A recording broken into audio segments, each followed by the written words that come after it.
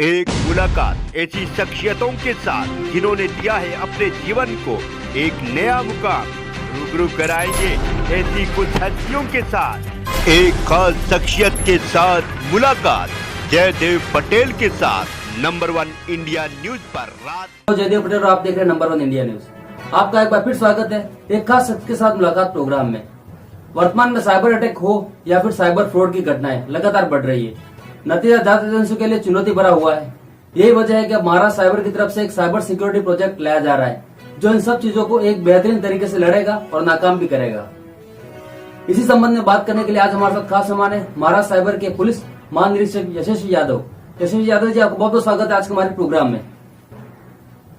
Thank you very much. It's a pleasure being in your channel. यशस्वी जी, आपसे मेरा पहला सवाल है कि आज समय की जरूरत है। जिस तरह से हम देख रहे हैं कि साइबर अटैक या साइबर फ्रॉड हो रहे हैं, ये जो प्रोजेक्ट है ये प्रोजेक्ट क्या है और ये किस तरह से इन सब चीजों को नाकाम करेगा हमलों को?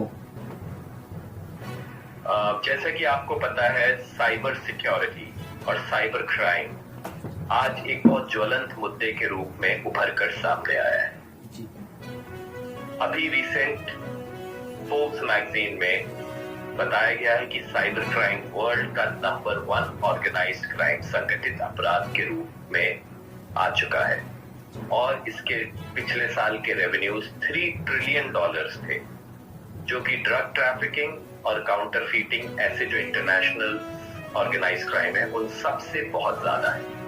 बहुत सारे ऐसे ग्रुप्स हैं जैसे लजारस हुआ, जैसे कि बहुत सारे अदर चाइनीज ग्रुप्स हैं जो कि 24 घंटे केवल साइबर क्राइम करते हैं।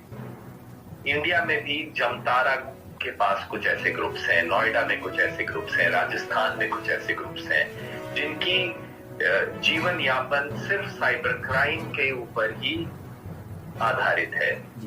इस चीज को देखते हुए साइबर क्राइम हमारे जीवन का एक बहुत महत्वपूर्ण सिक्योरिटी थ्रेट बनकर सामने आया है और इससे हमें सुरक्षित रहने की बहुत आवश्यकता है, क्योंकि हमारे देश में लगभग 70 करोड़ स्मार्टफोन्स खरीदे जा चुके हैं, लेकिन साइबर अवेयरनेस के नाम पर बहुत कम जागरूकता है, खास तौर से मिडिल एजेड पॉपुलेशन में जिनको कंप्यूटर की अवेयरनेस की नॉलेज कम है और इसी का फायदा उठाकर साइबर सिक्योरिटी थ्रेट्स पेश की जाती हैं।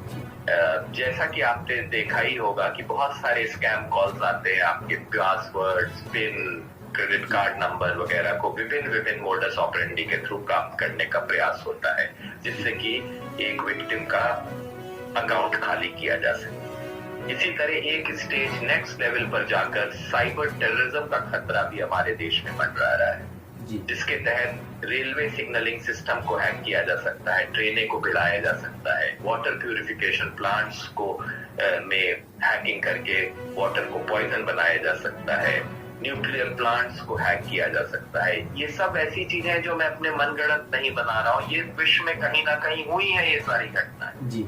और इसको रोकने के लिए महाराष्ट्र सरकार ने, महाराष्ट्र गवर्नमेंट ने हमें एक साइबर सिक्योरिटी प्रोजेक्ट को क्रियान्वित करने का लिए पत्र व्यवहार किया है और महाराष्ट्र साइबर डिपार्टमेंट अब इस साइबर सिक्योरिटी प्रोजेक्ट को जल्दी से जल्दी क्रियान्वित करना चाहता है, जिसमें 3 महत्वपूर्ण अंग रहेंगे। नंबर 1 है CERT Maharashtra, which is computer emergency response team Maharashtra, जो महाराष्ट्र में कहीं पर भी कोई साइबर सिक्योरिटी थ्रेट आएगा, कहीं पर भी hacking, ransomware, data theft, pornography, online fraud, ऐसा कोई भी क्राइम साइबर से रिलेटेड होगा, तुरंत हमारे team of world class experts अपने वर्ल्ड क्लास सॉफ्टवेयर टूल्स के साथ इसको नाकाम बनाने का प्रयास करेंगे और किसने ये हमला किया है उस पर भी शोध करेंगे। दूसरा इसका अंग है tie, which is technology assisted investigation, जिसमें कि कोई भी पारंपरिक अपराध है जैसे कि मर्डर, रेप, और जहां पर सेल फोन, लैपटॉप या कोई भी साइबर रिलेटेड टूल का उपयोग हुआ है तो उसकी proper analysis, data recovery, data forensics, ये सब काम करने में सक्षम होगा ये प्रोजेक्ट के तहत दी गई सुविधाओं के तहत। और तीसरा अंग है इसका सेंटर ऑफ एक्सीलेंस, जहां पर न केवल पुलिस ऑफिसर्स को बल्कि जुडिशियल ऑफिसर्स को, सारे जुडिशियल सिस्टम के लोगों को, ज्यूरिस्प्रूडेंस के लोगों को साइबर लॉ और साइबर अवेयरनेस की ट्रेनिंग दी जाएगी, जिससे वो अपने आप को सुरक्षित रख सके। जी यशस्वी जी, वर्तमान में महाराष्ट्र साइबर है, मुंबई साइबर सेल है और भी साइबर पुलिस है, तो ये मल्टी एजेंसीज बन रही है, तो कोई कंफ्यूजन नहीं होगा कि इसकी जरूरत क्यों पड़ी और ये किस तरह से काम करेगा आगे आने वाले दिनों में? मल्टी एजेंसीज का तालमेल बिठाने के लिए, उसमें कोऑर्डिनेशन रखने के लिए एक नोडल एजेंसी की जरूरत होती है। तो नोडल एजेंसी के तहत महाराष्ट्र साइबर काम करेगा, उनको गाइडेंस, उनको सपोर्ट, उनको विश्व स्तरीय मैन पावर और टूल्स प्रोवाइड करेगा। जी यशस्वी जी, ये जो पारंपरिक अपराध है, खासकर टैकिंग के लिए जिस तरह से मोबाइल का इस्तेमाल करते हैं या फिर पुराना चेयर ट्रिप करना हो या इस तरह की जो बातें हैं, ये सब क्रिमिनल का भी रेजुलेशन इसके साथ आएगा क्या? देखिए, पुलिस ऑफिसर्स को साइबर की कोई विशेष ट्रेनिंग शुरू में दी नहीं जाती है। इनफैक्ट जो पुलिस वाला आपका पासपोर्ट चेक करता है, वो हो सकता है कभी विदेश ही ना गया हो। जो आपका क्रेडिट कार्ड फ्रॉड इन्वेस्टिगेट कर रहा है, हो सकता है उसके पास क्रेडिट कार्ड ही ना हो।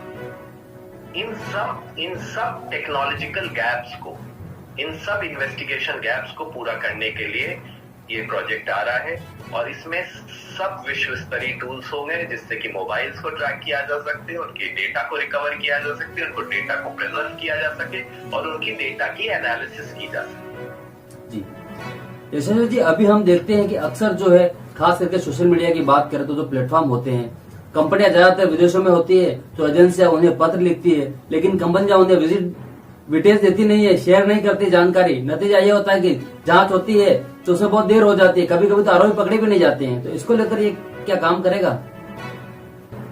ये आपने एक बहुत ही रेलेवेंट क्वेश्चन पूछा है, बहुत ही उपयोगी क्वेश्चन है।